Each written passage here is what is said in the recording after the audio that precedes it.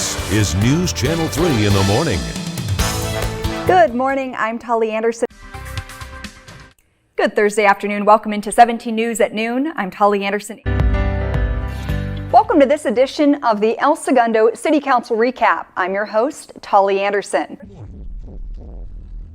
Good morning. The time now is 5 o'clock on this marvelous Monday morning, June 19th, 2023. Welcome to News Watch 12 this morning. I'm Tauli Anderson. Old Town Yucca Valley is set for a makeover. On Monday, a groundbreaking ceremony will be held at Elk Trail between 29 Palms Highway and Yucca Trail. 8 Bakersfield Police Department officers are on administrative leave tonight. This comes following an officer-involved shooting that left a man dead in southeast Bakersfield this morning. December is National Impaired Driving Prevention Month.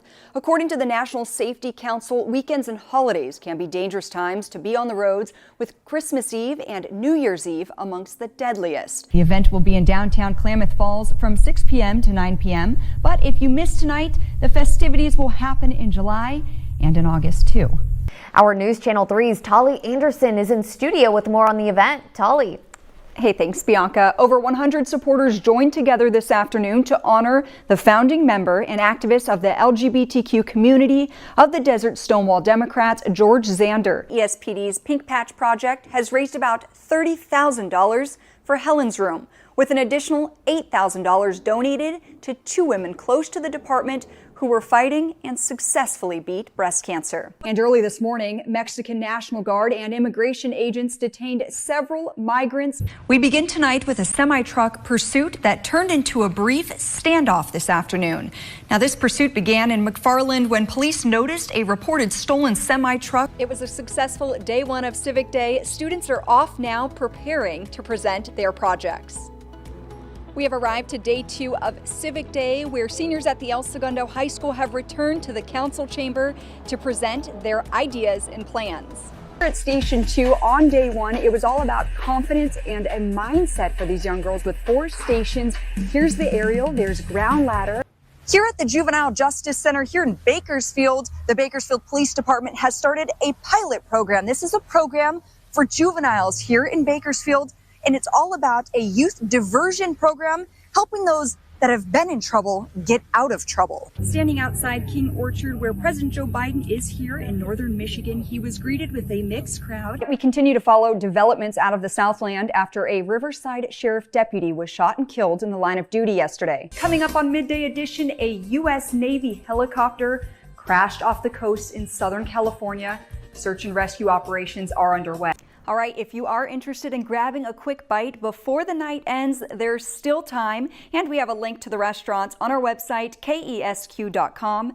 In studio, I'm Tauli Anderson. Hundreds of community members showed up on National Night Out, an event that's been going on for decades nationwide. To learn a little bit more about their police department, for El Segundo Media, I'm Tauli Anderson. And that's it for this segment of El Segundo News. You can also watch more city-related videos on the El Segundo Media YouTube channel.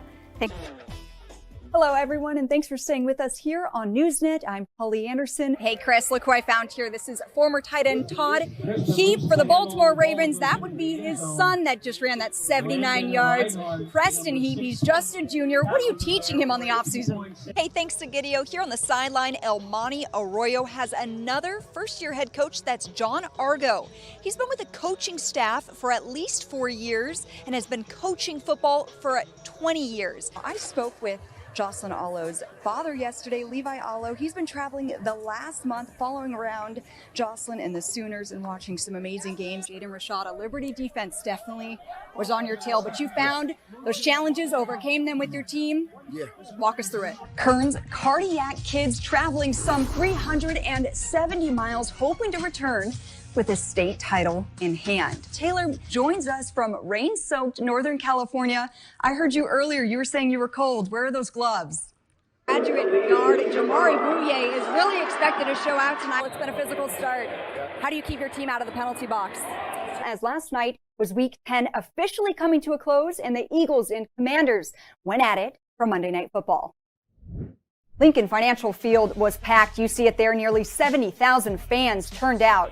And we'll pick it up here in the first. Jalen Hurts will keep it himself and get the Eagles on the board first. The Thanksgiving holiday is when loved ones get together, enjoy delicious food, and even watch tons of football. Now, two teams always play on Turkey Day. If there's a young girl that wants to start playing pickleball, what kind of advice would you give them? With head coach Sean Green, amazing win. You just talked to your players. Third and fourth quarter got a little dicey, but that's good football. Walk us through it.